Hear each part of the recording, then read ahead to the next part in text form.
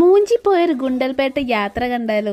അപ്പോൾ അതാ വണ്ടിയൊക്കെ ഒന്ന് കണ്ടീഷൻ ആക്കാനായിട്ട് ഓയിൽ ചേഞ്ച് ചെയ്തിട്ടുണ്ട്, കൂടെ ഒന്ന് പുക പരിശോധന കൂടി നടത്തിയിട്ടുണ്ടായിരുന്നു. അപ്പോൾ അത് കഴിഞ്ഞതിന് ശേഷമാണ് യാത്ര തിരിച്ചിട്ടുണ്ടായിരുന്നത്. ക്ലൈമറ്റ് ഇപ്പോൾ കണ്ടപ്പോൾ തന്നെ മനസ്സിലായി നല്ല അടിപൊളി മഴക്കുള്ള കോളുണ്ടെന്ന്. പറഞ്ഞതുപോലെ തന്നെ നല്ല അടിപൊളി മഴ പെയ്യും ചെയ്ത് കയറി നിൽക്കേണ്ട അവസ്ഥയായിരുന്നു. പിന്നെ അതൊക്കെ കഴിഞ്ഞ് വീണ്ടും യാത്ര തിരിച്ചിട്ടുണ്ടായിരുന്നു. അത് കഴിഞ്ഞ് ചുരത്തുമ്പിലെത്തിയപ്പോൾ ഇതാണ് അവസ്ഥ. നല്ല അടിപൊളി കോടും മഞ്ഞും.